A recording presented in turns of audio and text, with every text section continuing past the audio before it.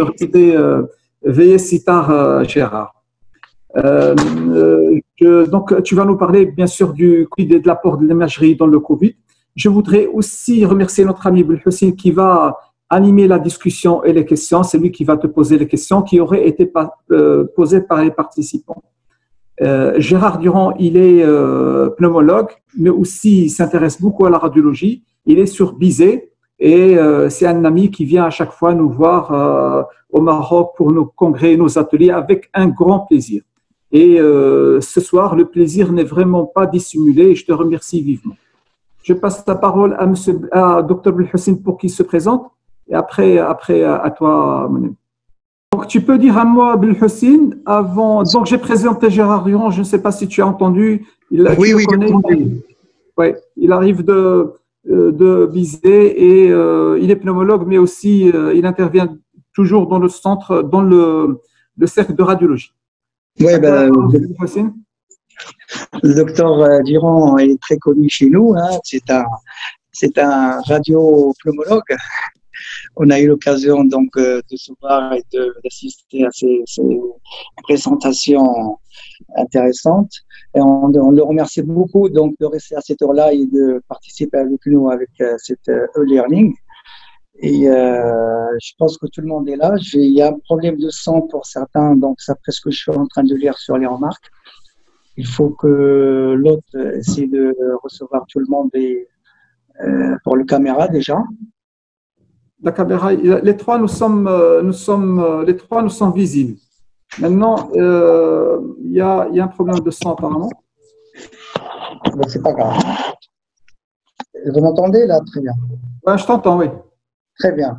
Donc, comme je dis, donc je remercie Gérard Durand pour sa présentation. On remercie le docteur Ibrahimi d'avoir organisé cet e-learning très intéressant par rapport à ce problème de Covid que tout le monde vit en ce moment. Et tout le monde connaît l'apport de la radiologie et du scanner notamment dans cette pathologie. Donc, vu que le test n'est pas donc efficace à 100%, que le scanner thoracique apporte des choses pour la confirmation de ce diagnostic avec ces images intéressantes et ces images typiques que le docteur Durand va avoir le plaisir de nous présenter. Donc, je pense qu'on peut commencer la présentation, docteur Gérard Durand. OK. Bien. Vous m'entendez? Oui. Oui. OK, parfait. Donc, on va faire l'apport de l'imagerie dans le Covid-19. Alors, je vous ai mis là 2 très belles photos du virus et d'une attaque cellulaire par le virus, qui sont des photos qui sont parues récemment et intéressantes. Alors, vous le savez, la maladie, c'est le Covid-19 et le responsable, c'est le SARS-CoV-2. Je ne sais pas pourquoi il y a des petits traits qui s'inscrivent sur ma présentation. C'est bizarre. Donc, c'est le SARS-CoV-2, vous le savez. Pourquoi SARS-CoV-2? Eh bien, parce que auparavant, il y a eu le SARS-CoV-1, le SARS-CoV. Alors, vous le savez, il y a 7 types de bêta-corona, 4 qui sont bénins et sans gravité, ça génère des rhumes ou des petits troubles digestifs.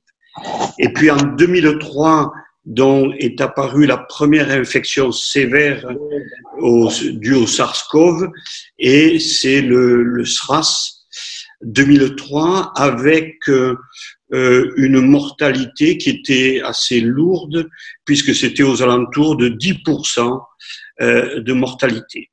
Ensuite, il y a eu le MERS-CoV qui est apparu en 2012 en Arabie Saoudite, avec là une mortalité beaucoup plus importante, d'environ 30%. Et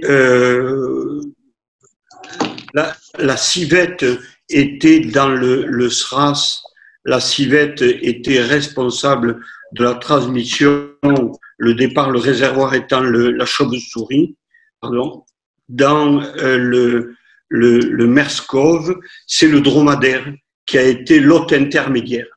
Et puis on arrive maintenant en 2019, donc où est apparue cette nouvelle épidémie due à un bêta-corona. Alors le réservoir, c'est la chauve-souris, ça c'est quasiment acquis.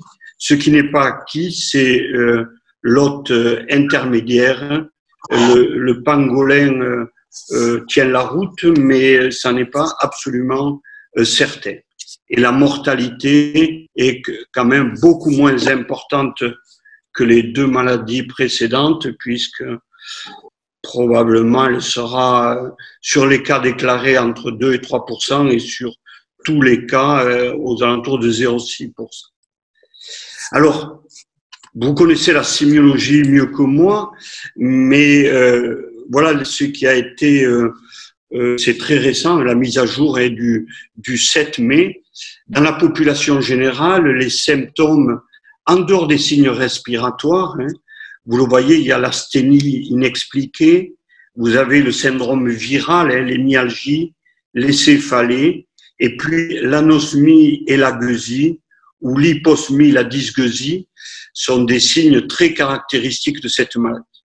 Chez les sujets âgés, la sémiologie est un petit peu différente parce que, outre l'altération de l'état général et outre la décompensation d'une pathologie antérieure, qu'elle soit rénale, respiratoire ou surtout cardiaque, en fait, c'est les troubles neurologiques, avec en particulier les syndromes confusionnels, des chutes à répétition, sans que l'on sache réellement pourquoi.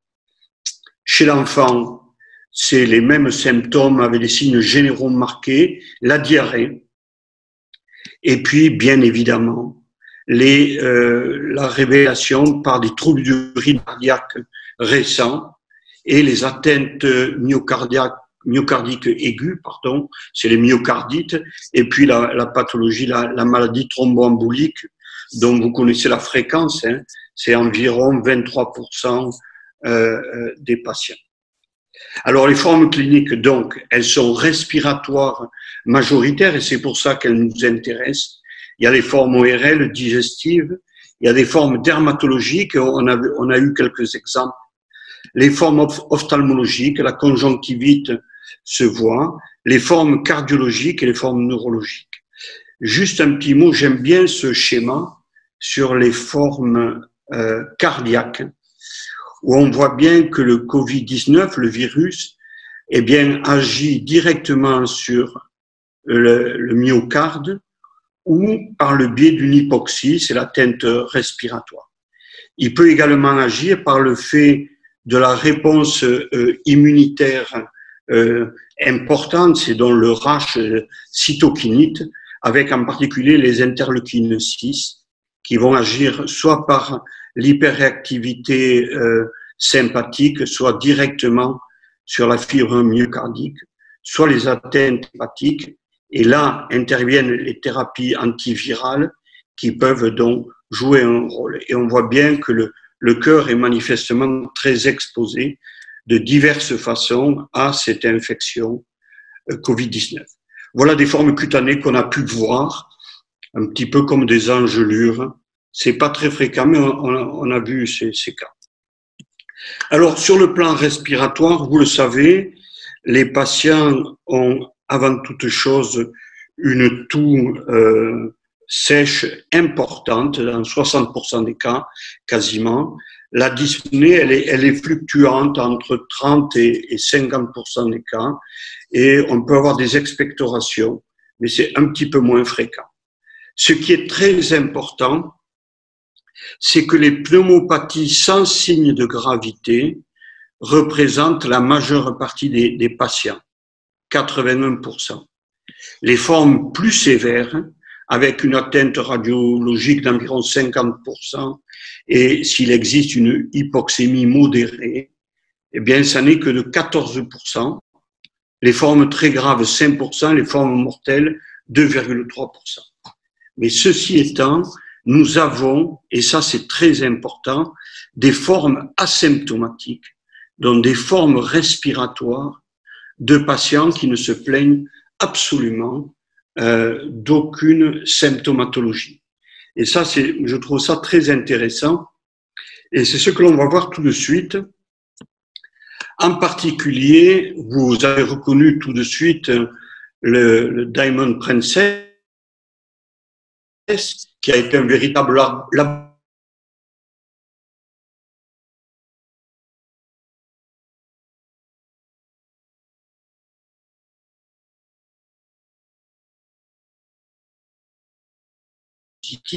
sur ces 112 PCR positives, 82, c'est-à-dire sur ces patients-là, 44 avaient des anomalies parenchymateuses sur le scanner.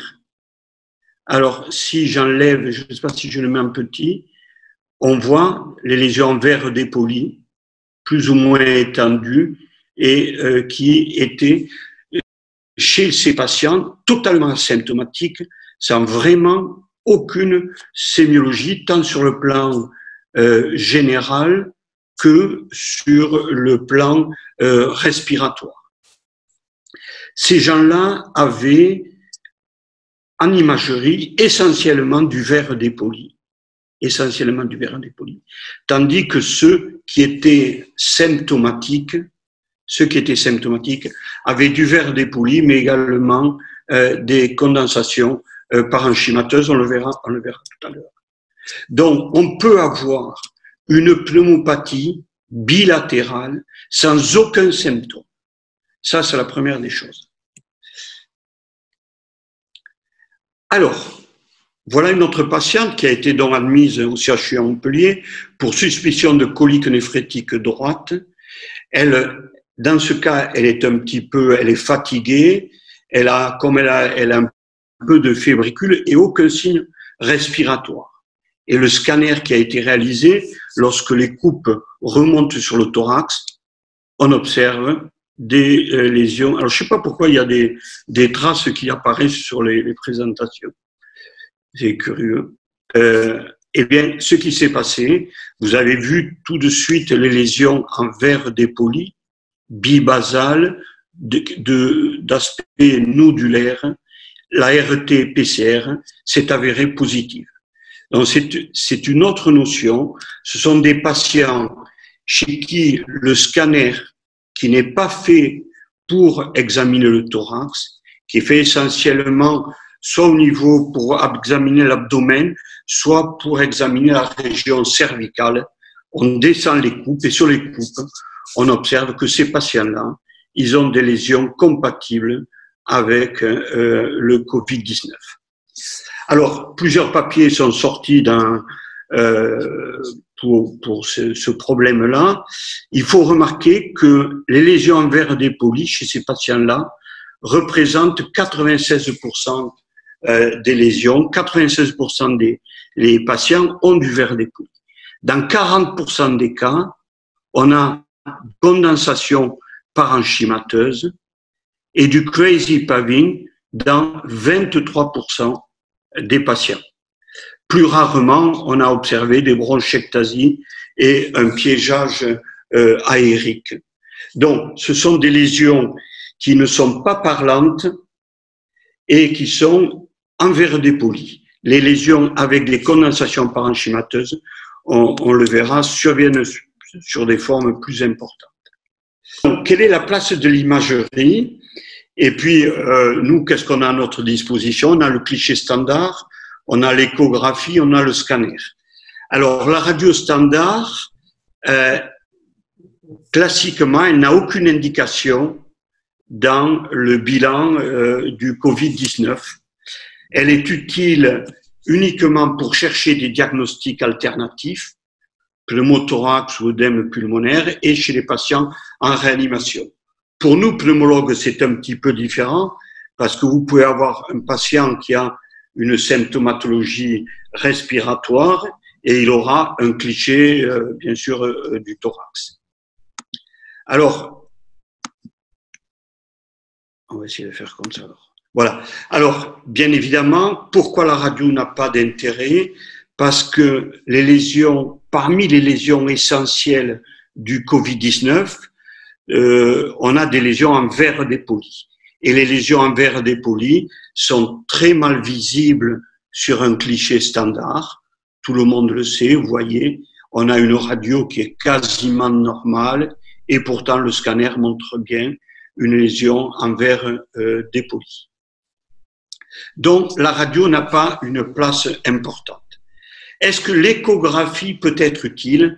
Et vous avez là les recommandations de la Société française de radiologie qui ne recommande pas l'usage de l'échographie pulmonaire. Pourquoi?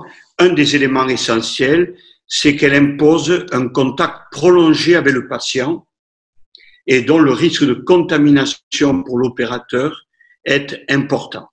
D'autre part, l'échographie, elle ne peut pas apprécier l'ensemble des lésions que l'on a et il lui est difficile de faire le distinguo entre une atteinte virale, une atteinte bactérienne, un œdème interstitiel, même si les lignes B sont vues de façon plus ou moins facile, vraiment ça n'apporte pas beaucoup d'éléments.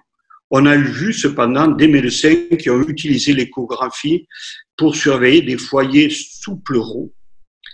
En gros, la place de l'échographie, c'est en réanimation, essentiellement, chez les malades non transportables, pour identifier les complications, vous le savez très bien, le pneumothorax ou l'épanchement pleural. Donc, pour l'instant, pas de place de l'échographie dans le bilan d'imagerie du Covid.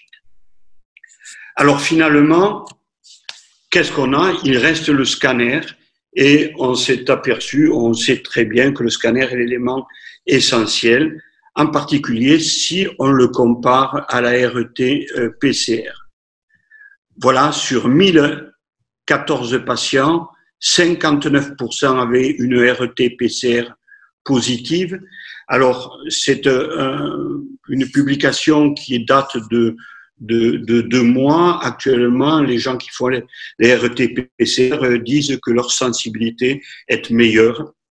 Par contre, la sensibilité du scanner est de 88%. Donc, c'est important. Et lorsque avec une RT-PCR comme examen de référence, la sensibilité du Covid est de 97%. Donc, un patient qui a un scanner positif, mais une RT-PCR négative, est considéré comme hautement suspect de la maladie Covid. On verra que je vous montrerai des exemples qu'on a vus où ça n'est pas aussi simple, où on a toujours un doute, c'est parfois pas du tout évident de faire le diagnostic. Alors, voilà les recommandations là aussi faites par la Société française. En gros, on va les voir rapidement. D'abord, le scanner plutôt dans les structures d'hospitalisation, qu'elles soient publiques ou privées, très bien. On réalise un scanner en cas de symptômes respiratoires avérés qui relèvent d'une éventuelle prise en charge hospitalière chez un sujet PCR+, ou suspect pour évaluer le degré de l'atteinte respiratoire et ça va servir d'examen de référence.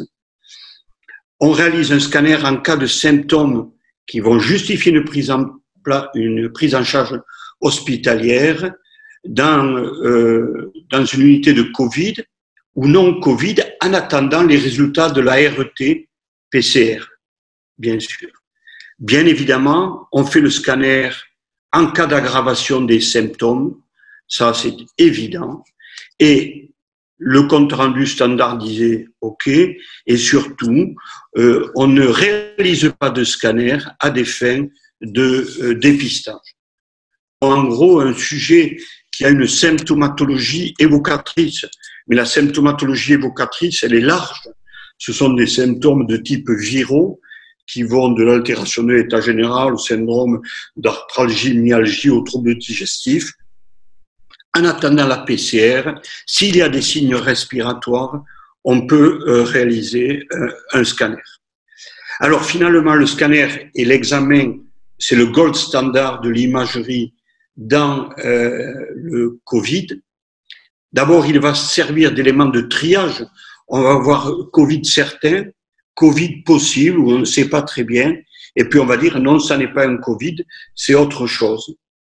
Il va permettre de grader les patients en 5 stades que l'on verra, voir l'évolution, si elle est dans le bon sens ou dans le mauvais sens. Et si elle est dans le mauvais sens, bien souvent, il y a les complications intercurrentes, en particulier les participations hémodynamiques ou la maladie thromboembolique veineuse. Et puis, on va être amené à voir ces patients ultérieurement, car les sujets qui ont des atteintes importantes avec des séjours en réanimation lourds auront des séquelles respiratoires. Il y aura probablement des processus fibrosants dans le poumon, voire bulleux. Tout ça, pour l'instant, on ne sait pas très bien, bien évidemment. Donc, on a dit, aucun intérêt à réaliser un scanner thoracique à des fins de dépistage. Le scanner thoracique est indiqué chez les sujets qui ont des symptômes respiratoires de sévérité, ainsi que chez les patients fragiles, bien évidemment, et se souvenir qu'il peut être négatif dans les premiers jours de la maladie. Ça, c'est fondamental. On peut avoir un scanner, s'il est très précoce, totalement négatif. Les scanners initiaux, s'il ne justifie pas d'injection, excepté s'il y a d'emblée une discordance entre l'importance de l'atteinte radiologique et une hypoxémie.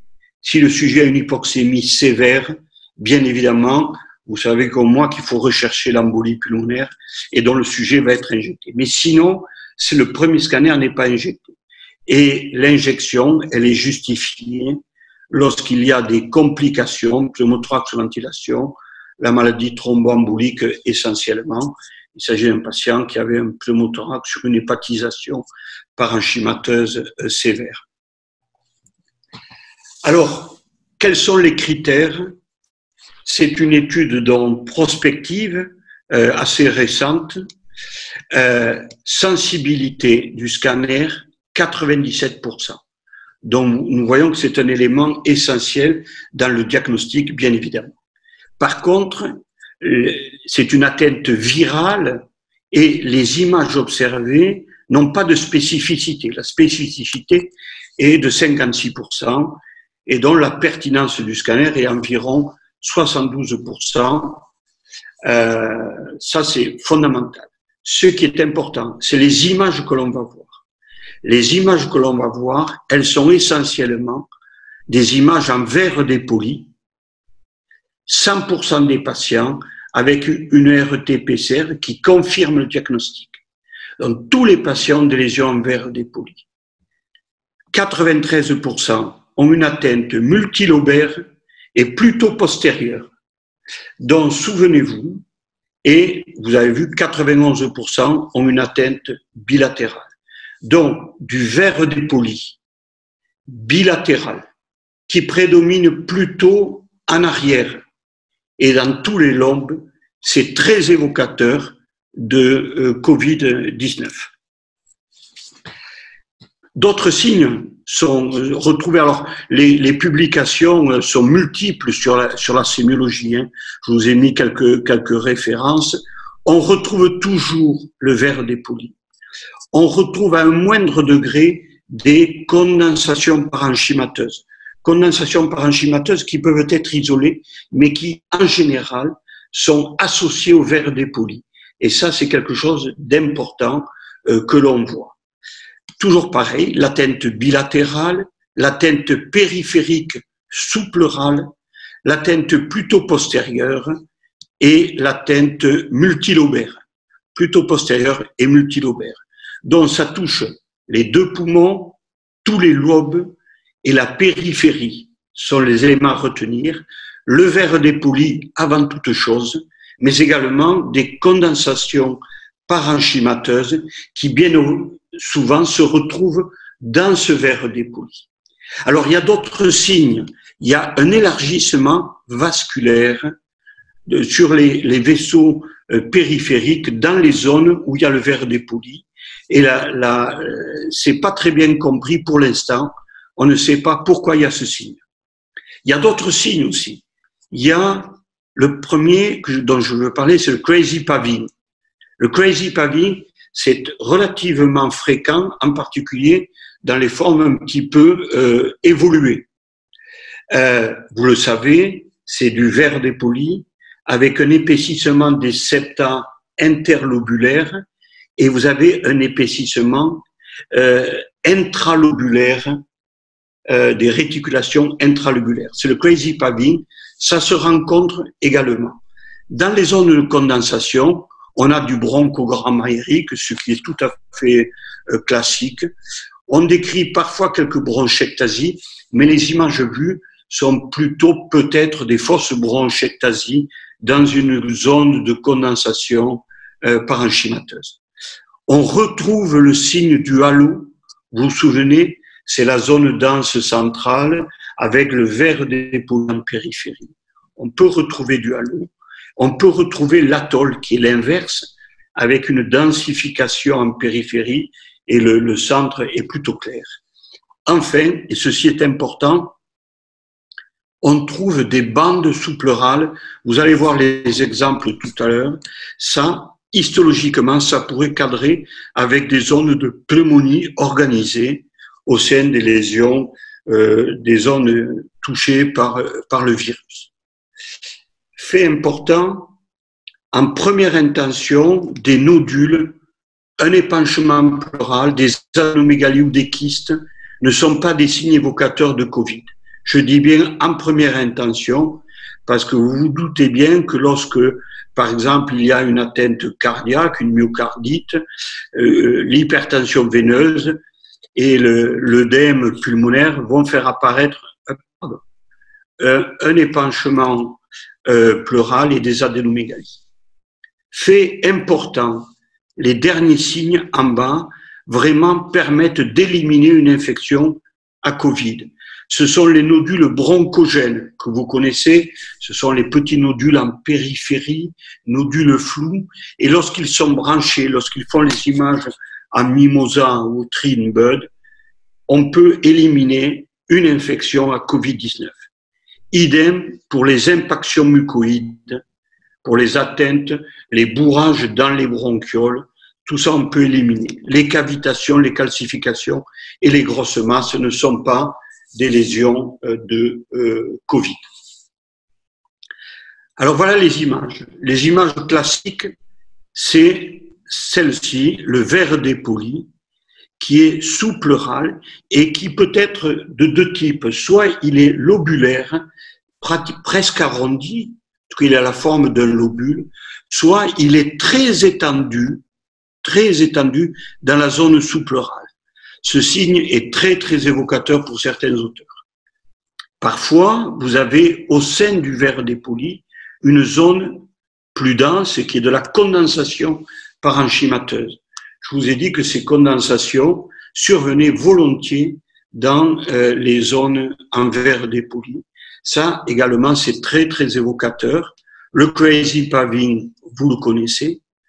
Et nous avons ces petites opacités linéaires sous-pleurales, parfois un atoll, comme ça, avec la zone de densification périphérique, l'hyperclarté, qui correspondent histologiquement à des lésions de pneumonie organisées.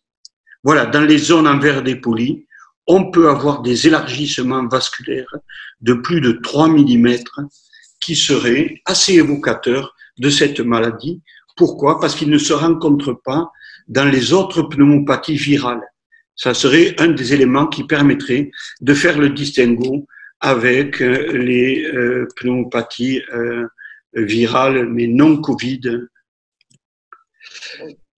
Alors, ça, c'est tiré de la littérature. Donc, on recommence, vous avez ces zones en verre dépoli, bien évidemment, très étendues, sous la plèvre. Ils appellent le signe de la plèvre parallèle.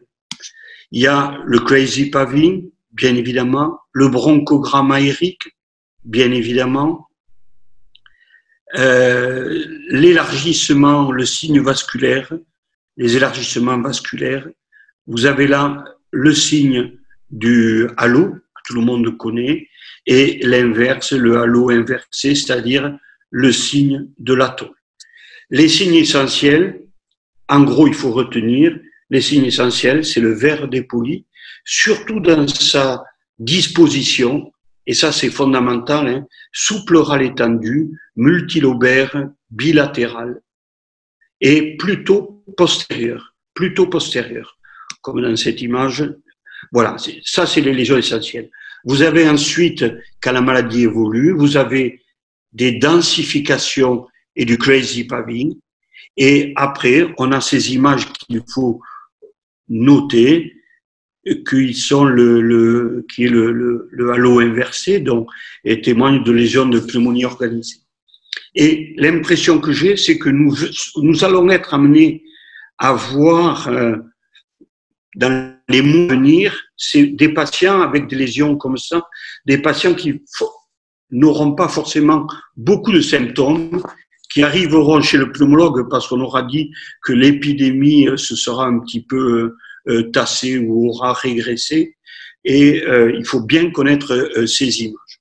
Voilà les images de condensation sous-pleurale qui correspondent à de la pneumonie organisée. C'est des images classiques maintenant.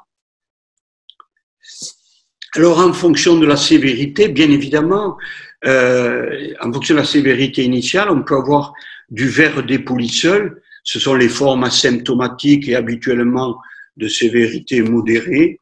Et puis, dans les formes un peu plus sévères, on a des condensations et du crazy paving. Et puis, on a des signes plus importants dans les formes plus sévères pour arriver au poumon blanc bilatéral, bien évidemment. Alors, dans l'évolution, eh bien, si elle est favorable, ça se présente souvent une diminution du nombre et de la surface du verre dépoli, des condensations. On a également des condensations qui vont se rétracter, et puis on a des lignes sous-pleurales, des réticulations qui apparaissent.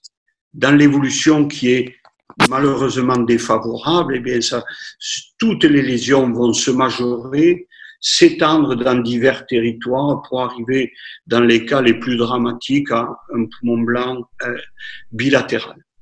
Alors là, il y a ce tableau est assez intéressant parce que c'est une synthèse des diverses lésions et du stade où on peut les voir, soit un stade précoce, soit un stade avancé, soit un stade sévère, soit au moment de la résolution de la pneumopathie du Covid. L'opacité en verre dépoli, vous l'avez.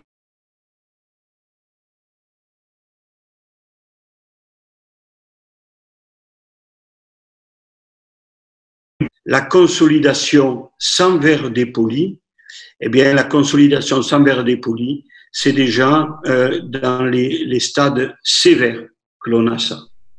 Le verre dépoli et le crazy paving, pareil, dans les 3 premiers stades, c'est-à-dire précoce, avancé et sévère. Le verre dépoli patchy, diffus, dans les stades très précoces. Distribution bilatérale, on l'a tout le temps. Quand c'est périphérique, c'est bien évidemment dans les stades précoces. La maladie, lorsqu'elle va donner les premières lésions verre dépoli, elles sont vraiment, vraiment sous-pleurales. Ça, c'est un signe très caractéristique. Le bronchogramme aérique, bon, vous l'avez dans le stade précoce, avancé et sévère. La pleurésie dans les formes sévères, c'est assez rare. Et puis, les stades tardifs, c'est les opacités linéaires. Alors, bien évidemment, ça résume un petit peu le tableau. Vous avez en gris les opacités en verre dépoli, en bleu les réticulations, les zones mixtes en vert et les consolidations. Et on voit en fonction du stade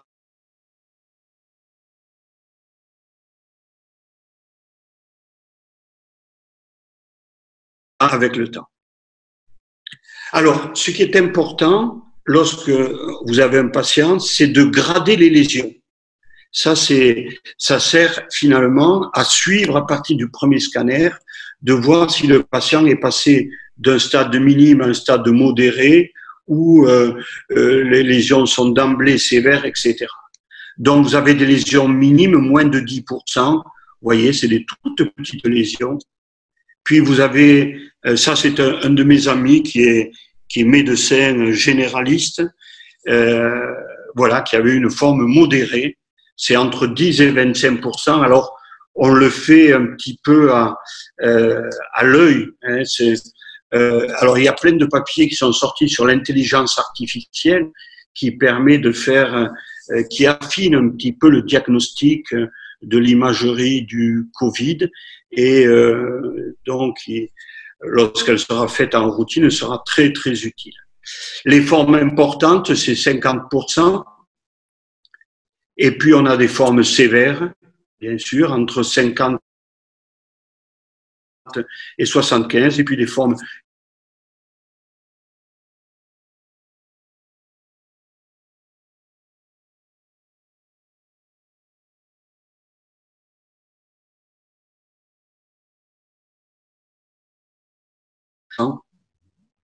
la spécificité n'est pas très bonne, mais elle est supérieure à 25%.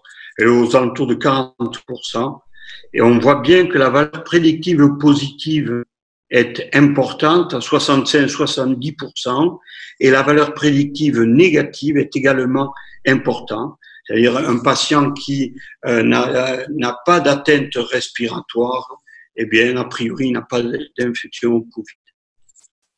Alors voilà donc patiente de 71 ans, sans antécédent, qui a une fièvre qui persiste depuis 3 jours malgré de l'augmentin. Vous voyez, elle est hypoxique avec une saturation à 92 et le scanner montre, vous voyez ce dépoli qui est assez particulier car il est très étendu. C'est vraiment le signe de la plèvre parallèle. Et ça, c'est quelque chose de très évocateur pour cette maladie. Et vous voyez sur les coupes sagittales que la localisation est très postérieure. Aspect typique, bien évidemment, de Covid. 82 ans, un diabète, une insuffisance rénale, voilà, réalisation d'un scanner où là, vous avez une forme importante, vous avez du verre dépoli, extensif, bien évidemment, un bronchogramme aérique, vous avez du crazy paving, que l'on voit un petit peu là, peut-être là. Donc, c'est dans les formes déjà un peu plus sévères. 36 ans d'aménorrhée, 36 ans, pardon, enceinte à 32 semaines d'aménorrhée, positive au Covid, initialement gérée en ambulatoire, et puis la dyspnée forte est apparue. Vous voyez, tout de suite, on a des images, dont des bandes sous-pleurales, très caractéristiques d'une infection qui déjà dure depuis un certain temps. Là, on est à J10, depuis l'apparition des symptômes, et une image dense avec un centre un petit peu en verre dépôt. Très caractéristique de organisé. Là, c'est au 10e jour. En gros, souvenez-vous, ce qui est majoritaire, c'est verre dépoli, condensation plus ou moins associée. Moins fréquent, toutes ces associations, plus le crazy paving, les réticulations, les épaississements pleuraux. Parfois, dans 10%, on peut avoir des kystes et broncholectasie, alors que on avait dit initialement, mais vous allez voir, il y a un papier qui a montré qu'on pouvait avoir des kystes, et puis le reste est tout à fait plus rare et plus rare. Se souvenir que dans l'évolution de la maladie, c'est-à-dire le nombre de territoires à densité, se fait de J6 à J11, suivant l'apparition des symptômes. Et c'est là le moment critique où il y a le maximum de sémiologie. Se souvenir que 14% des scanners sont normaux dans les 5 premiers jours de symptômes. L'évolution temporelle, il faut retenir 2 ou 3 petits éléments. Le premier, c'est que l'atteinte unilatérale est un élément de bon pronostic. C'est pas très fréquent, mais dans certains cas, l'atteinte peut être uniquement dans un champ pulmonaire et ces patients-là ont plutôt une bonne évolution. Il n'y a jamais d'atteinte unilatérale à partir de J12. Prédominance de l'atteinte sous-pleurale à tous les stades. Là, bien évidemment, la proportion d'atteinte diffuse augmente avec le temps. Plus la maladie évolue, plus les lésions sont bilatérales. Peu ou pas d'atteinte centrale isolée, et vous verrez, il peut y avoir des cas où on peut avoir des formes centrales. Le verre dépoli, prédominance du verre dépoli tout le long de l'évolution, mais la proportion diminue avec le temps. C'est ce que je vous ai montré tout à l'heure. Et l'on voit apparaître des condensations, le crazy paving, les réticulations, le signe de l'atoll, etc. Donc, dans les stades initiaux, dans les 4 premiers jours, on a du verre dépoli, parfois un peu de crazy paving, surtout les lobes inférieurs et un nombre de lobes atteint important. Et puis plus ça va, 5/8e jour, on a le verre dépoli qui va s'accroître, on va une diminution du crazy paving, mais on a des consolidations qui apparaissent. Et après, au pic, on a des consolidations et petit à petit, l'affection va se résorber avec les images en bande, mais on garde du verre dépoli longtemps.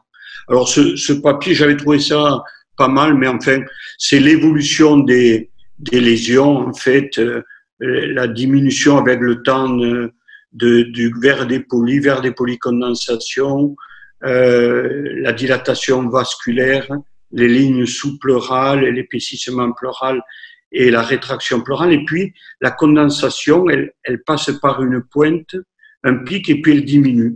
Idem pour le verre dépoli, les réticulations, les vacuoles et les épanchements pleuraux. Et à l'inverse, bien sûr, les processus séquelaires, eux, vont se majorer progressivement avec le temps. Alors, cette étude montrait une chose, c'est que 10% de scanners avec des kystes, 11% de scanners avec des bronchiectasies qui initialement n'étaient pas présents. Donc, on ne peut pas éliminer formellement Covid face à des petites images kystiques, des bronchiectasies, un épanchement pleural ou des adénomégalies. C'est peut-être une évolution possible de la pathologie. Peut-être. Disons, mais c'est très rare, c'est assez rare. Ça n'est pas quelque chose de fréquent. J'ai pris ça dans la littérature parce que ça vous montre des formes qui ne sont pas très fréquentes, comme une forme où on a l'impression qu'il y a une systématisation lobaire. Là, il y a des réticulations importantes. Là, vous avez une petite bulle, un petit kyste à l'heure d'une dépôt. Voici une forme nodulaire. Ce sont des formes un petit peu atypiques qui c'est vraiment moins important. Par exemple, l'épaississement pleural que l'on peut voir parfois, ça c'est beaucoup plus fréquent, ces lésions de bandes sous-pleurales postérieures qui témoignent d'un processus déjà évolué et des formes comme ceci, plutôt proximales,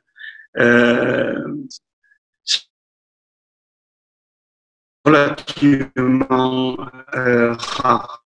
On va montrer des formes unilatérales donc qui sont plutôt de bons pronostics, 17% de formes unilatérales entre 10 et 17. Celle-là, il y a même un petit peu en périphérie, elle n'est pas forcément unilatérale. Et il a montré des formes péribroncovasculaires. Vous voyez tout à fait, la périphérie est parfaitement respectée, à part là peut-être un petit peu, mais elle est essentiellement péribroncovasculaire proximale.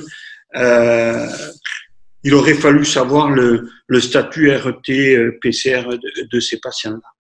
Voici une jeune femme qu'on a eue en hospitalisation avec une forme nodulaire, dont on voit bien des nodules en verre dépoli. multiples.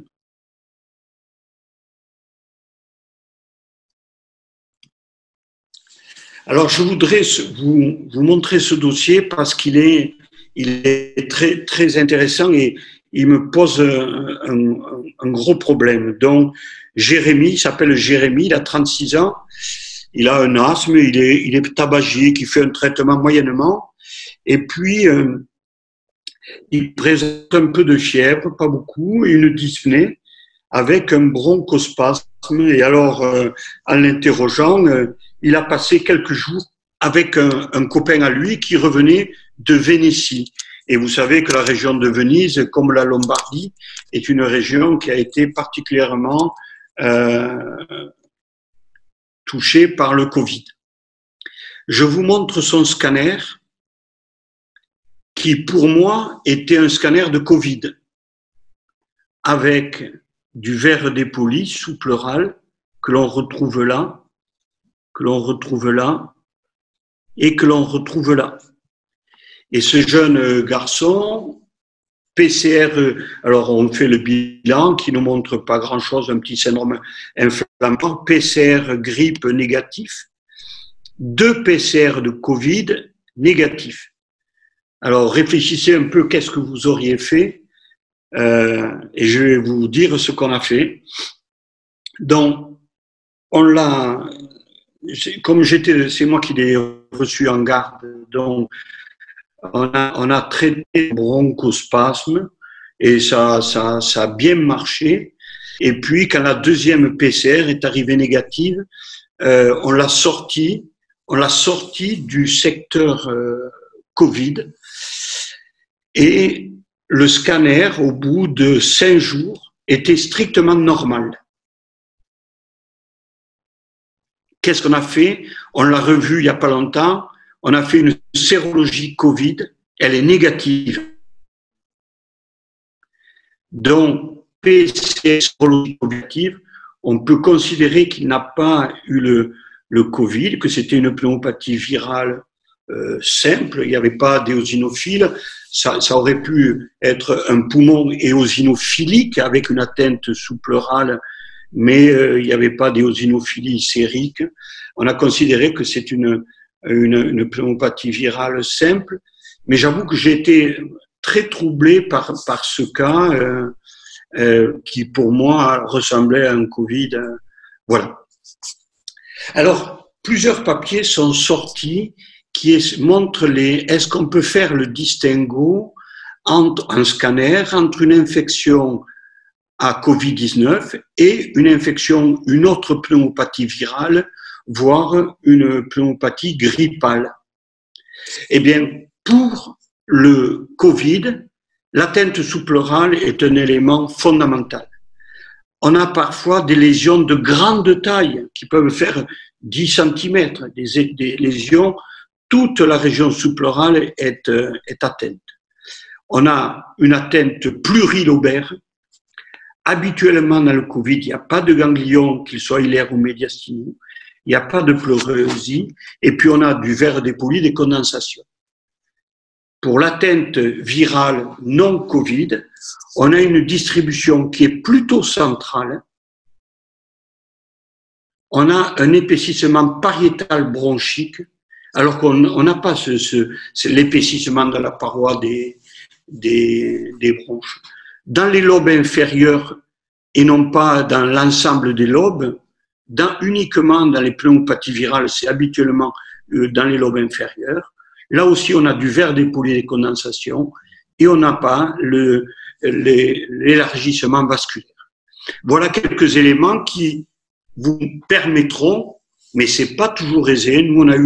Moi, j'avoue que j'ai eu quand même pas mal de mal, surtout que dans notre région, on a été assez épargné, donc on n'en a pas eu beaucoup, et on a eu du mal à faire le distinguo entre infection à Covid et non Covid, parce que le jeune Jérémy, on l'avait mis en Covid initialement, et puis en fait, on s'aperçoit qu'il n'a pas été Covid, puisque la sérologie, et par la suite, un mois après, elle est négative. Donc, mais c'est assez difficile parfois pour faire le distinguo entre une infection à Covid et une infection qui est virale autre. Bien évidemment, il n'y a pas que le Covid dans la vie. Ce cas m'a été montré par Sébastien Baumard, que vous connaissez pour certains d'entre vous, où on lui a demandé de faire un scanner pour quelqu'un qui était essoufflé et qui avait peut-être un petit fébricule, mais qui à l'évidence n'avait pas été examiné. Et vous voyez que c'est une volumineuse néoplasie. Ce souvenir, mais là aussi, ça peut poser problème. C'est une image assez caractéristique qui est quasiment triangulaire là, quasiment quadrangulaire là, sous-pleurale. Vous savez que ça a un aspect grillagé particulier. C'est l'image de l'infarctus pulmonaire. On a ces formes-là. Ça, c'était une pneumopathie médicamenteuse que j'ai vue en tout début lorsque l'épidémie a commencé chez nous. Cette forme-là, je l'ai vue un mois avant, patiente qui a vraiment posé des gros problèmes, infection virale avec toute la sémiologie typique, et puis dégradation sévère, requérant une oxygénothérapie à 8 litres minute, etc. Et en fait, elle a décompensé son cœur sur l'infection virale. C'était une myocardite virale ou une décompensation d'origine X. Elle a bien récupéré, comme vous le voyez sur le scanner, sur les scanners de droite. Cette patiente m'a été présentée comme suspicion de Covid. Et en fait, il faut se méfier, c'était un poumon en mosaïque, une bronchopathie chronique. On voit bien la mosaïque avec des zones plus denses, des zones claires. C'est une bronchopathie chronique, mais elle avait été présentée comme étant une infection à Covid. Chez l'emphysémateux, bien évidemment, vous vous doutez bien que c'est comme toujours un patient très compliqué. C'est un patient qui, chez lequel l'infection ne va pas se mettre dans les zones emphysémateuses, mais va se mettre un petit peu à part et donc va donner toujours des atteintes un petit peu surprenantes et c'est difficile de faire le diagnostic. Voilà le même patient, voilà son infection à Covid. Donc, très difficile de faire le distinguo, mais actuellement, en pleine épidémie, bien évidemment, un BPCO fébrile qui a eu une symptomatologie évocatrice, il a une RT-PCR. Alors, voilà des cas, on va finir, je ne sais pas quelle heure il est, ça fait presque une heure, Alors, on va présenter quelques cas cliniques que vous voyez. Voilà, donc vous réfléchissez et puis je vous donne la réponse. Ça fait partie. Quand vous avez ça, vous êtes sûr, ça n'est pas Covid. Vous êtes absolument sûr. Vous avez les nodules bronchogènes, les images d'arbres en bourgeons. Et donc ça, c'est absolument sûr. Ça n'est pas une infection à Covid. Il n'y a pas de nodules bronchogènes et dans l'infection à Covid. C'est un élément sémiologique important, bien évidemment.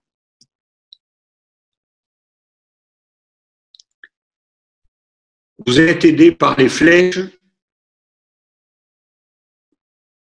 C'est la même chose que le nodule bronchiolaire. Lorsque vous avez des bronches qui sont remplies de sécrétions, des impactions mucoïdes dans les bronches, avec, là aussi, il y a un peu probablement de nodules bronchiques, vous êtes sûr qu'il n'y a pas d'infection à Covid.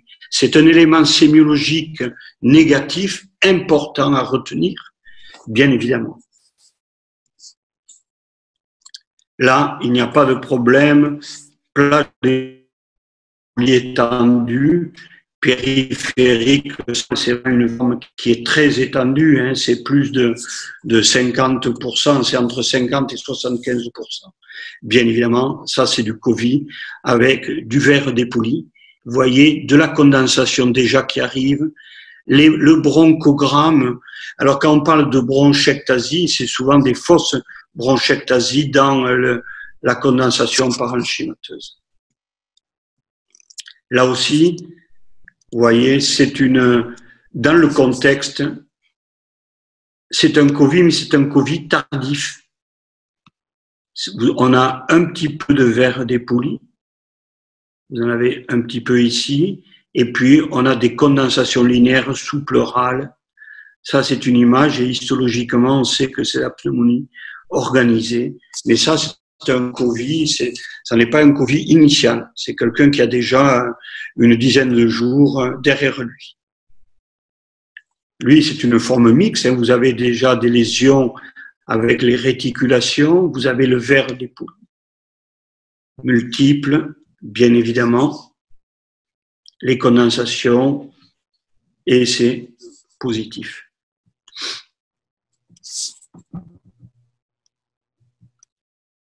Alors celui-ci est intéressant, celui-ci, parce que celui-ci, vous avez vu l'enchaînement pleural, bien évidemment. Vous avez vu l'épaississement péribronchovasculaire, vous voyez, tout autour de la lumière bronchique, c'est très épaissi. Et puis, en bas, si on regarde, on a quelques septa qui sont dessinés. Et donc, c'est une décompensation cardiaque gauche sur un sujet qui venait pour suspicion de Covid, mais c'est un poumon hémodynamique. Bien évidemment, je n'ai pas parlé de l'embolie pulmonaire, mais comme je vous l'ai dit au départ, souvenez-vous que s'il y a une discordance entre l'hypoxémie et l'intensité et l'étendue des atteintes scanographiques, eh bien, il faut injecter, faire que le radiologue injecte le patient, parce que la maladie thromboembolique veineuse est particulièrement fréquente dans l'infection Covid-19. Un autre cas, bien classique, 74 ans, antécédent d'hypertension de coronaropathie, qui fait un stent, fièvre à 39 depuis 2 jours, tout, oppression respiratoire, saturation parfaite, un peu d'hypertension artérielle. Ce scanner ne montre rien. Il ne montre rien et pourtant c'est un Covid. C'est un scanner très précoce.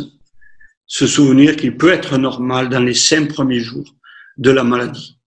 Ça, c'est fondamental. Alors lui aussi nous a il n'a pas posé problème, mais il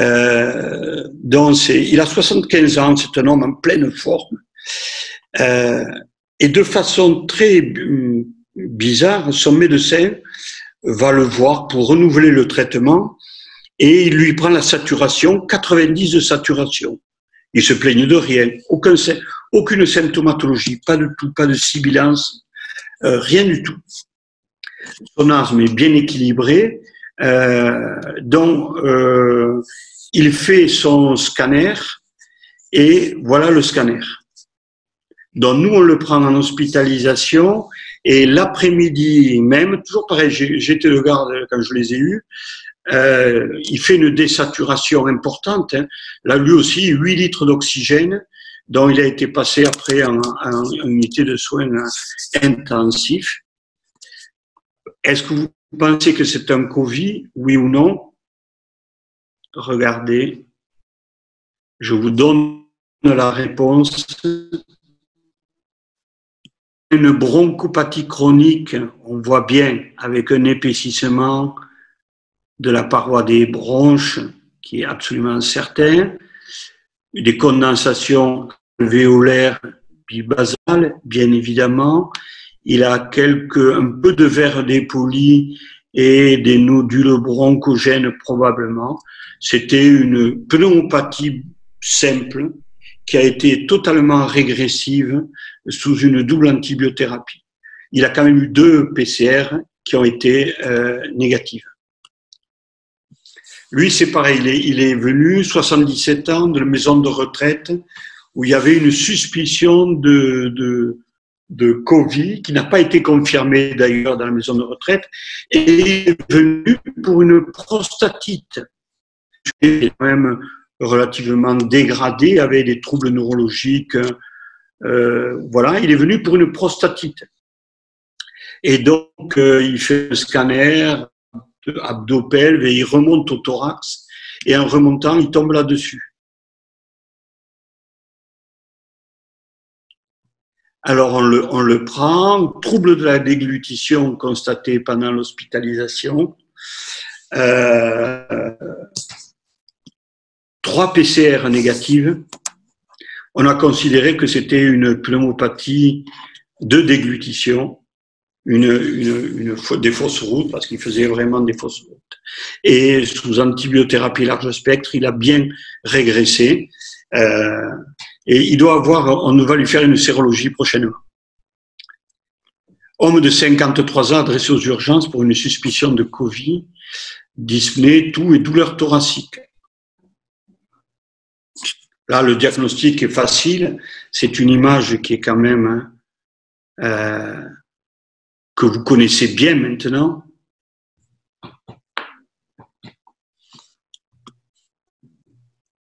Il y a adénomégalie médiastinale, épanchement pleural droit, un ventricule gauche qui est quand même très confortable. Voilà, après 48 heures de l'Asilix. Donc, il faut se souvenir qu'il n'y a pas que le Covid-19, y compris en période d'épidémie, parce que c'est un poumon hémodynamique. Hein. Vous avez vu le gros cœur, l'épanchement pleural droit. Regardez les lobules secondaires de Miller. Ils sont l'épaississement des septa interlobulaires, parfaitement, dont l'architecture est bien conservée. Ça, c'est typique de l'œdème interstitiel, avec déjà un tout petit peu d'œdème alvéolaire qui est passé, bien évidemment, parce qu'on a un petit peu de verre dépoli qui est de l'œdème alvéolaire et qui a déjà un petit peu franchi la barrière alvéolaire. Voilà, après cardiopathie éthylique qui a régressé après du Lasix. On va finir, nous sommes au dernier cas, 92 ans, exploration cervico-thoracique. Et c'est les 2 grands types de scanners qui permettent de découvrir les anomalies alors que le patient ne demande rien. C'est le scanner cervical et le scanner abdominal, bien évidemment. Alors, cette patiente, elle a chuté avec un traumatisme crânien, une plaie du scalp. Aux urgences, elle a une symptomatologie neurologique pour laquelle on retrouve un infarctus sylvien droit. Elle a une thrombectomie, elle est sous-anticoagulée. Covid, pas Covid. Vous avez tout de suite, on en a parlé maintes fois, regardez la forme de la trachée et des voies aériennes et vous avez compris que le cliché n'est pas en inspiration, il est en expiration et donc on peut avoir du piégeage et des zones en dépolies, surtout chez les sujets âgés. Il n'y a pas vraiment de verre dépoli, bien évidemment. C'est le cliché qui est en expiration. Je crois que c'est le dernier cas. 60 ans, japonaire pour fièvre, suspicion de médiastinite. Eh bien, elle, pas de chance. Elle avait un Covid, bien évidemment. La désunion, elle n'avait pas de médiastinite, mais elle n'avait pas de chance. Elle a eu une infection à Covid avec ses lésions en verre dépoli. Alors, dans certains cas, vous voyez, le verre dépoli, il est plutôt lobulaire. Il prend la forme d'un lobule secondaire. Alors que dans la majorité des cas, il est vraiment très étendu en sous-pleural. Et il est parfois modulaire comme dans l'épidémie où elle en est actuellement. Et puis, quelques références qui m'ont servi à préparer tout ça.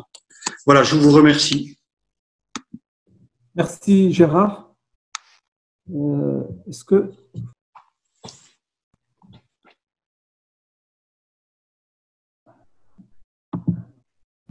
Merci Gérard. Tu m'entends? Vous m'entendez là? Oui, oui. Oui. Ouais, je t'entends. Belhassin, tu m'entends? J'ai pas ton… Est-ce qu'on peut… Attends, peut-être que je… Oui, tu t'entends. Oui, tu peux passer maintenant. Peut-être, Belhassin, tu passes aux questions, poser les questions.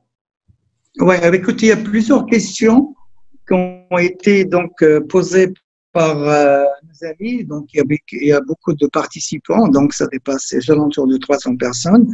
Donc, il y a plusieurs questions pour Gérard, bien sûr. Il faut juste que je fasse un petit rappel parce qu'il y a des gens qui ont posé des questions par rapport à certains signes qui ont été évoqués donc dans la discussion. Alors, le ver du poli, donc le signe principal de cette maladie, donc tout le monde le connaît, donc on va pas parler. Elles m'ont posé la question sur le crazy finding, donc c'est le ver dépoli avec des précisions.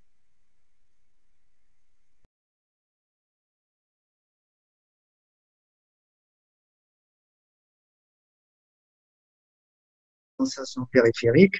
Ça, c'est juste pour répondre à des questions et après, les questions qui ont été posées pour Gérard. Alors, de la part de Samy, docteur Samy, la question qu'elle a posée, donc, excusez-moi, parce qu'il y a plusieurs questions, je crois qu'il commence par le début pour respecter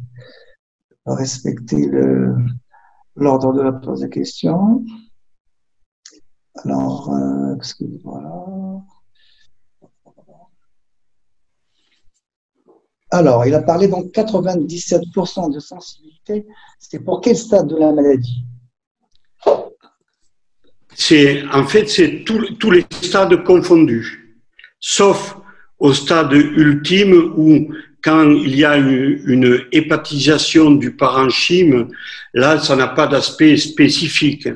Par contre, dans les stades initiaux, quand il y a les stades initiaux, les stades intermédiaires, quand il y a le ver dépoli, les condensations, le ver dépoli associé aux condensations, avec du crazy paving, et puis les lésions où on trouve les bandes sous-pleurales qui sont quand même très évocatrices d'un processus de pneumonie organisée réactionnelle à l'atteinte, eh bien la sensibilité est vraiment très très élevée. Mais une fois de plus, la grande difficulté, c'est faire le distinguo entre une pneumopathie virale, grippale par exemple, autre, et l'infection à Covid, parce qu'on voit qu'il y a une symptomatologie qui est commune, mais le Covid se caractérise surtout par son atteinte plurilobaire. On n'a pas un seul lobe qui est atteint comme on peut l'avoir dans une pneumopathie virale banale, dans un lobe inférieur par exemple.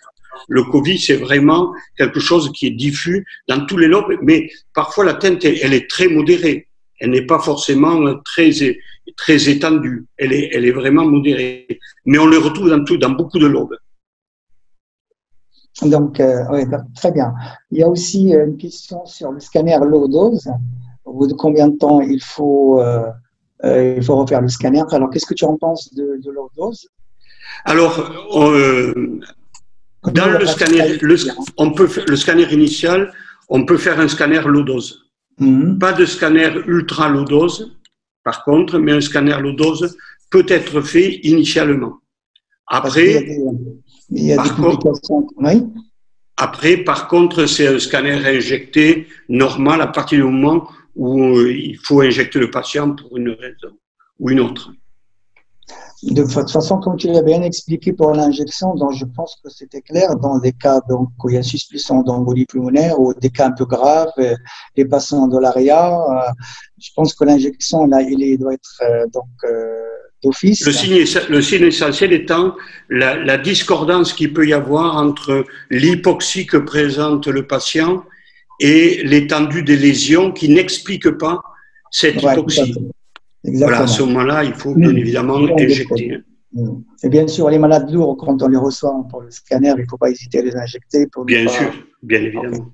Alors, le docteur Bouchra Lotfi, donc, il pose la question, est-ce que les lésions radiologiques peuvent évoluer vers la chronicité et est-ce que l'étendue des lésions peut prédire une évolution vers la fibrose?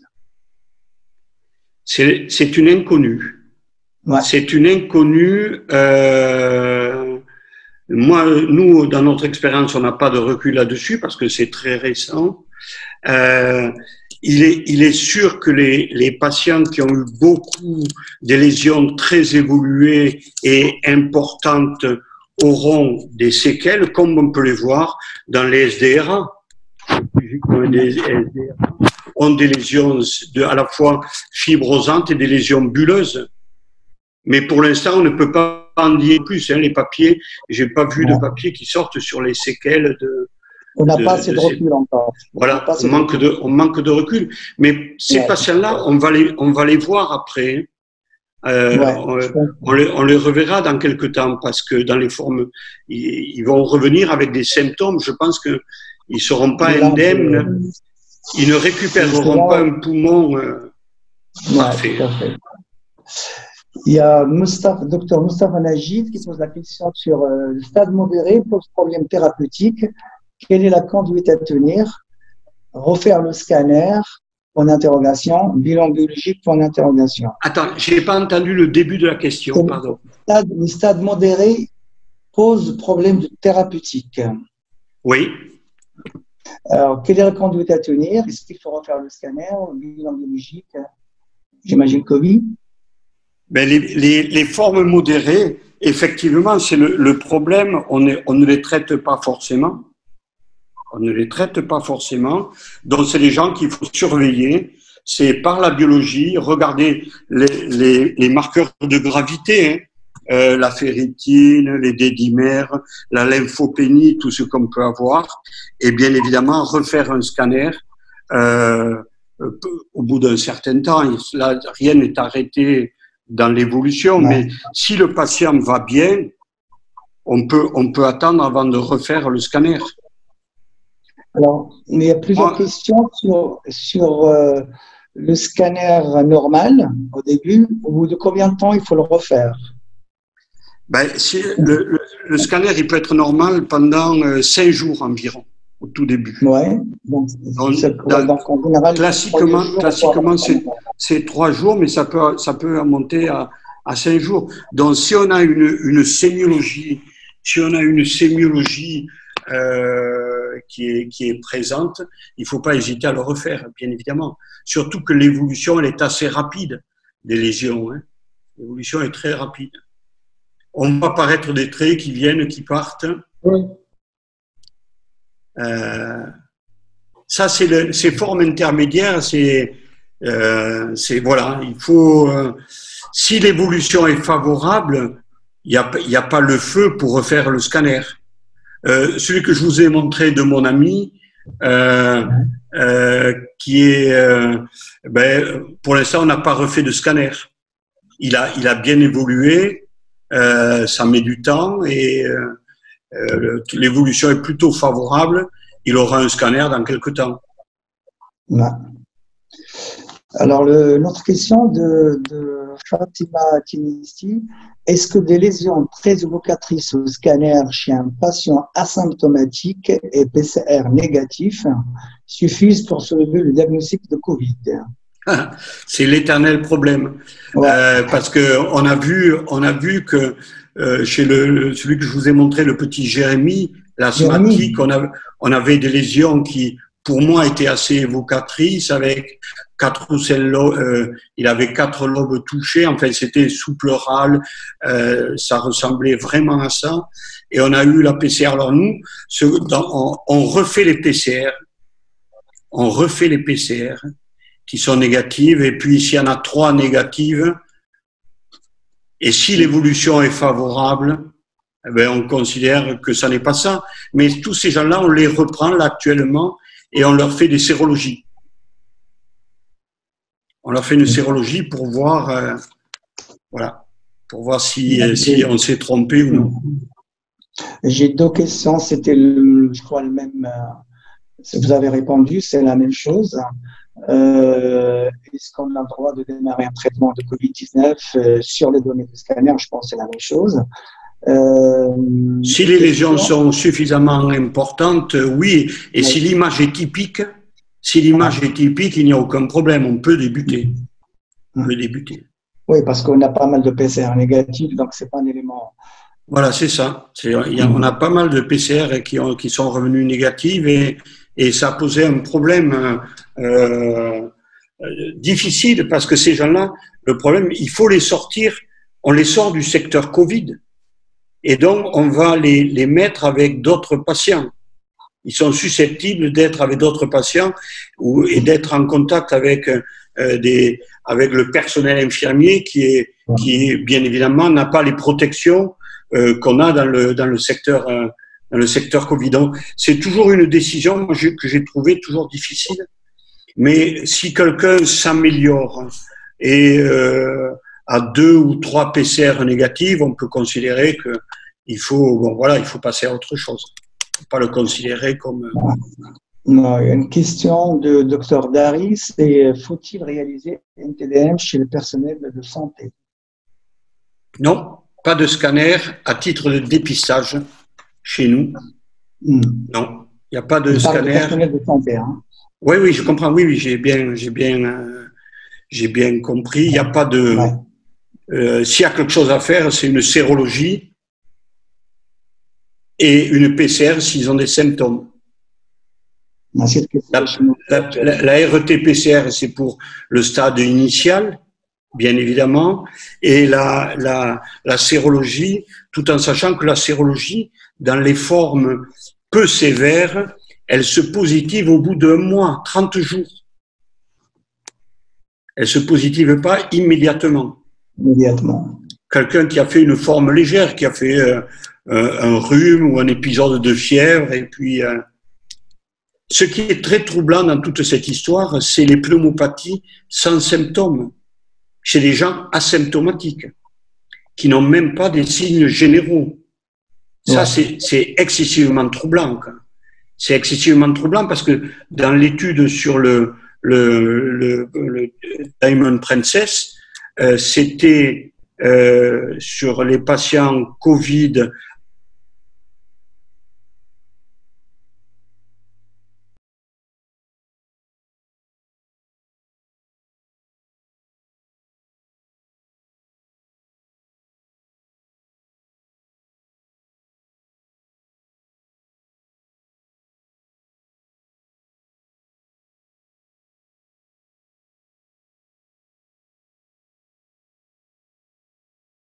C'est tout à fait, bien évidemment, c'est tout à fait possible. Une autre question, c'est Ibrahim, est-ce on est toujours dans le timing, là, on peut continuer les questions? On peut continuer tant qu'on y est. Tu me dis stop, parce qu'il y a beaucoup de questions. Hein. Tant que j'ai peut-être les condenser. C'est ce que je fais, donc je regroupe les questions dans le. Alors, l'attribution, est-ce que l'attribution du score radiologique permet d'affiner le diagnostic et d'apprécier la gravité du tableau radioclinique? Oui, bien sûr, le score radiologique en forme modérée, tendue, sévère, critique, etc., c'est suivant l'étendue des lésions. Donc, ça donne une notion. L'étendue est un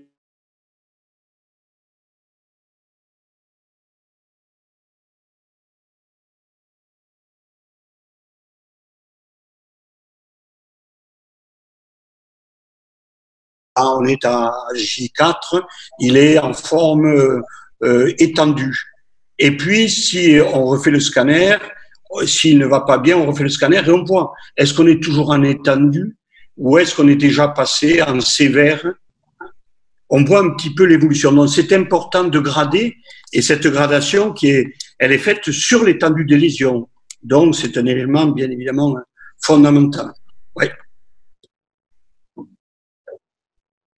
Donc, il y a beaucoup de questions. Donc, par rapport le dépistage pour le scanner, pour les gens qui sont en contact, faut-il le faire systématique ou pas? Donc, j'ai bien répondu à la question qu'il faut commencer par le test.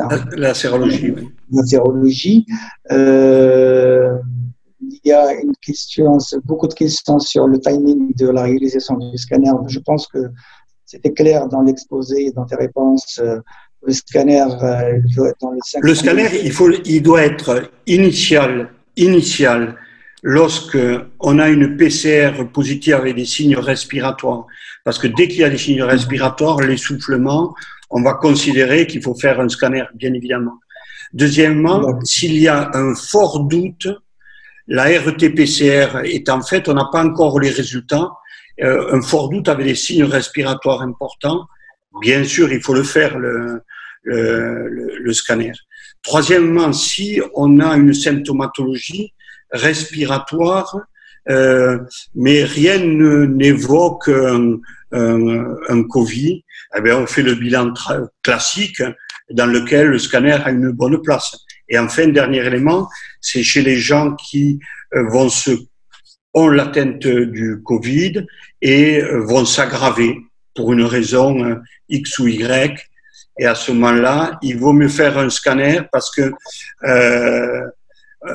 même si en réa, si on peut, il vaut mieux faire un scanner qu'une échographie. Parce que l'échographie, on est en contact direct avec le patient pendant le moment, l'examen est plutôt long et donc on a un risque indiscutable de contamination. Alors, notre ami professeur Ziane Servla, il pose la question qu'en est-il de l'évolution radiologique des pneumopathies liées au Covid-19, des patients déclarés guéris à moyen et à long terme, et l'évolution des embolies pulmonaires. Quelle surveillance radiologique chez ces patients infectés et guéris doit-on préconiser dans les mois prochains et à quel rythme et quel type d'imagerie, TDM ou radio? Alors, je crois que après une infection, quand le sujet a guéri, quand le sujet sort, il n'y a pas de consensus sur la date à laquelle on doit le faire et sur le rythme. En tout cas, il nous semble important qu'il y ait un scanner de référence un mois après la sortie pour faire un état des lieux, pour faire un bilan lésionnel. Après, le scanner, il est fait un petit peu à la demande, bien évidemment. Il est fait à la demande parce que si le sujet ne s'améliore pas, il faut qu'on fasse un état des lieux de ce qui se passe au-delà. Mais il est sûr que ces gens-là doivent avoir un scanner. C'est un peu comme les sujets opérés du thorax. On a un scanner à 3 mois qui nous sert d'élément de référence. Et à partir de ce moment-là, on va le suivre. Si les séquelles sont minimes, on voit comment évolue le patient. S'il évolue bien, la surveillance ultérieure peut être simplement sous forme d'un cliché du thorax. Mais on sait bien que les sujets qui ont été ventilés, qui ont eu un SDRA, font des lésions bulleuses dans les poumons. Et voilà, il faut avoir au moins un état des lieux de leur état respiratoire après la guérison.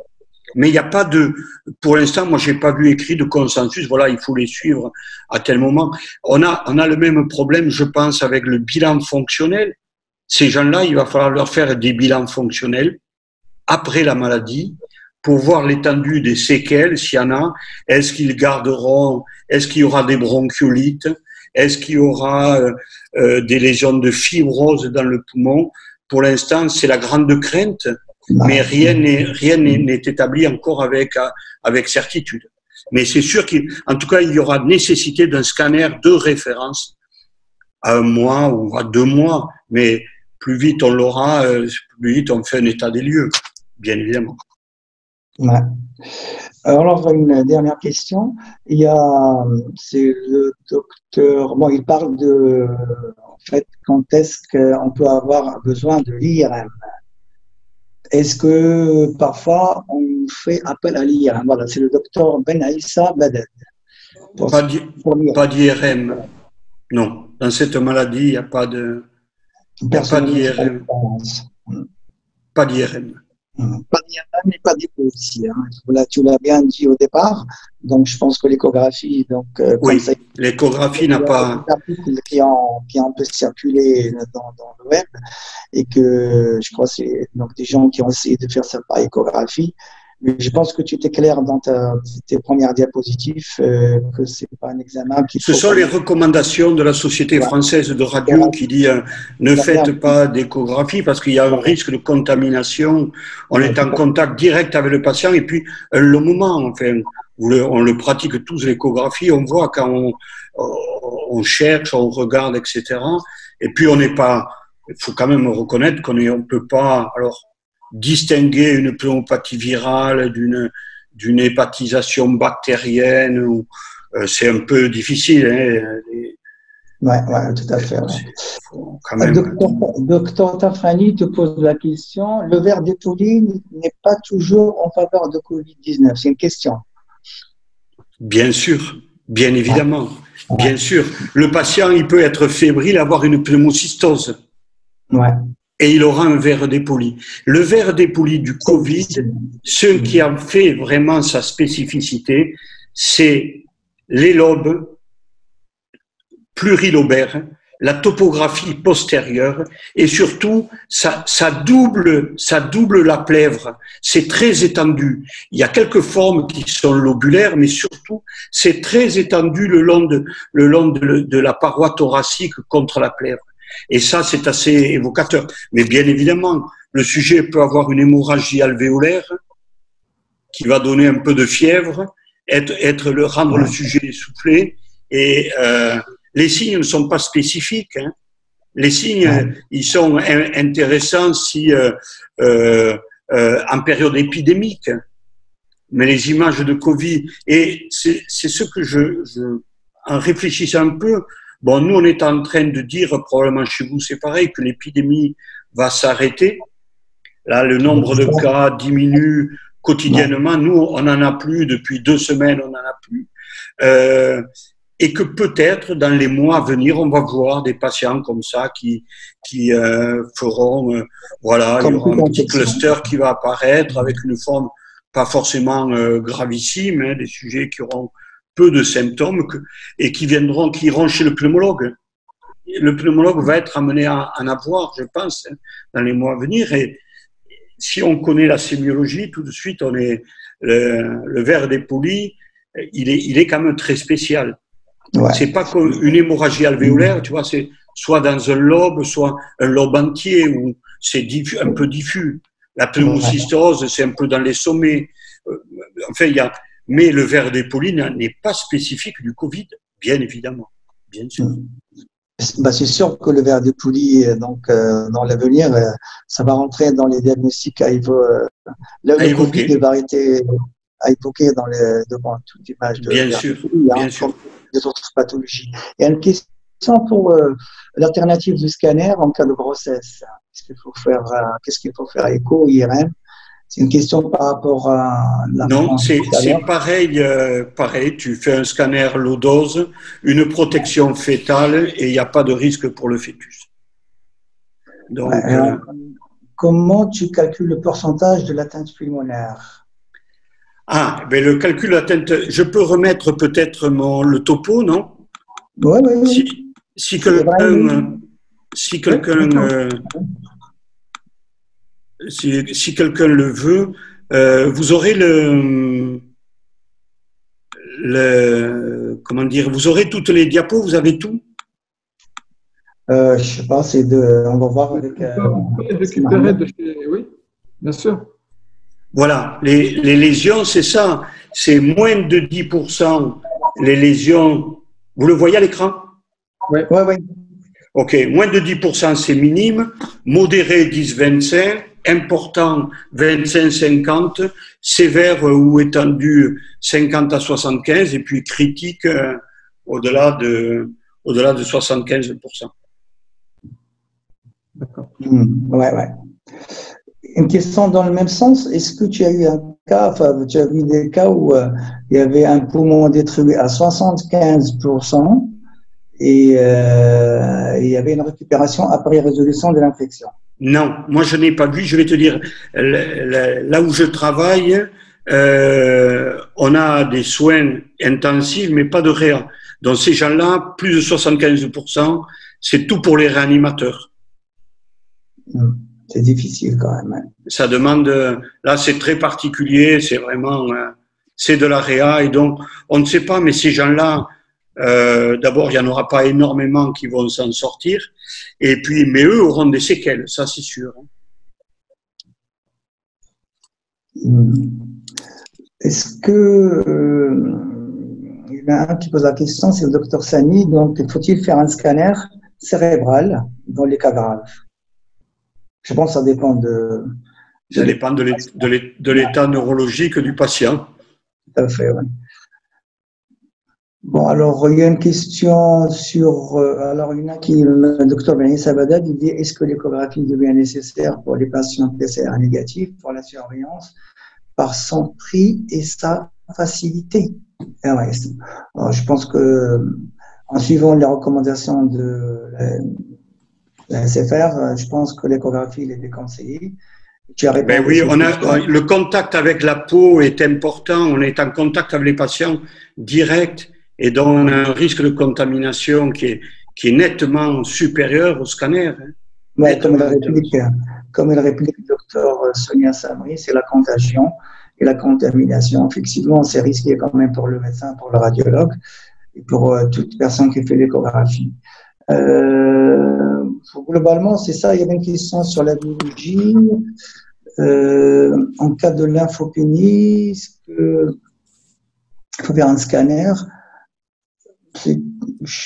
Non, pas forcément. La lymphopénie. L'aggravation de la lymphopénie était une indication pour refaire un scanner. Alors, si on sent que c'est en train de virer mal, oui, on peut refaire un scanner. Donc, c'est l'état clinique, en fait. Voilà. C'est ça qui va commander, bien évidemment. Alors, une question de Dr Hassan Asbaï. Quelles sont les lésions qui tardent à disparaître? Je pense que ça dépend. Les lésions qui tardent à disparaître, qui mettent du temps à disparaître. Je pense qu'il faut plusieurs. En fait, elles mettent toutes du temps à disparaître parce que même le verre dépoli, des patients sortent d'hospitalisation et sur le scanner, on voit encore des lésions en verre dépoli.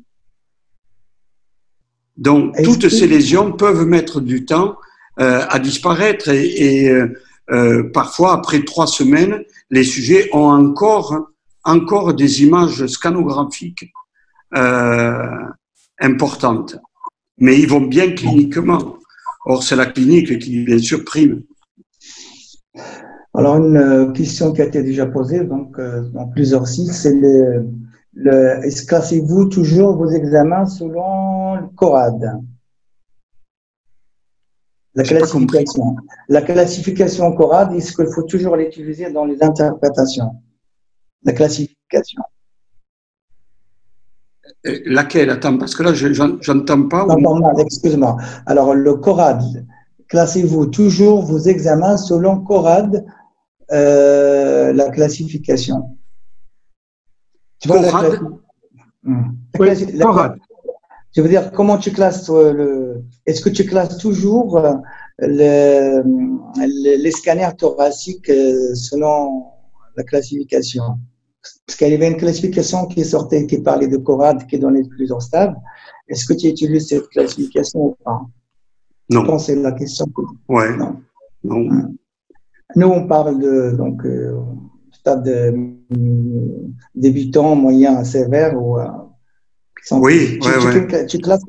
Moi, j'utilise celle-là, celle des minimes modérés.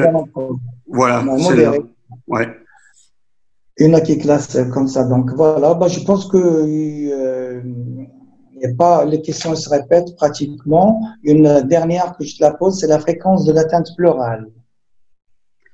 Alors, l'atteinte pleurale, elle se voit dès que la maladie est un petit peu évoluée et sévère. Alors, on a avant toute chose des épaississements pleuraux et il peut y avoir parfois tardivement des épanchements pleuraux. Mais lorsqu'on a un épanchement pleural qui arrive, il faut penser que ça peut être le cœur qui est en cause, puisque ces sujets-là font des myocardites, et donc regarder de près s'il ne peut pas y avoir une hypertension veineuse qui est en cause. Bah, sinon, je pense que c'est vraiment pour s'arrêter. Il y a beaucoup de messages de remerciements, Gérard. Tout le monde te remercie beaucoup pour la clarté de la présentation, pour la qualité de l'iconographie, les cas cliniques. Tu as énormément de remerciements. Et puis voilà, je te remercie moi aussi pour cette c'est moi qui vous remercie. Hein. Et bah, tu vois que tu es resté tard, il doit être vers 1h du matin. Oui, surtout que je dois aller faire du vélo demain matin à 8h30. Hein. Alors, nous, on a de la chance. Nous, on n'a pas encore le droit de sortir faire du sport. Alors, vous êtes encore confiné? Oui. Confiné et à jeun. Confiné et à jeun, Gérard. Deux contraintes. Pendant encore 10 jours, tu vois. C'est pas le 20 mai qu'on arrête le confinement, je crois qu'on va le prolonger et en même temps on prolonge le jeûne. Donc, tu vois, on va être bien. Écoute, franchement, c'est une belle réussite. Tu as eu pratiquement 302 présents sur les 355 qui sont inscrits. C'est une belle réussite. Mais je connais des comptes.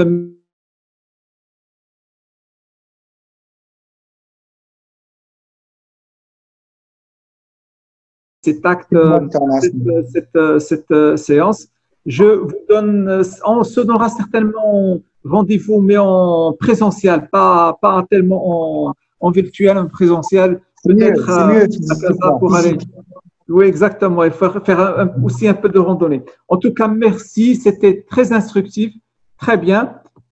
Je remercie mon ami Gérard Durand d'avoir veillé si tard et assuré avec beaucoup de professionnalisme ce webinaire.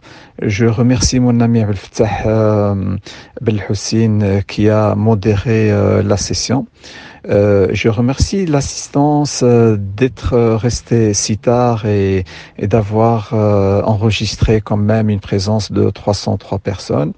Et je remercie particulièrement les laboratoires FI et les laboratoires MSD pour nous avoir supporté et sponsorisé cette thématique. Je remercie tout le monde et à la prochaine, Inch'Allah. Merci à tout le monde. Et merci à toi, c'est Brahimi d'avoir organisé tout ça. Merci beaucoup. Merci. Allez, bonsoir. Bonsoir tout le monde. Merci Gérard. À très bientôt. Au revoir.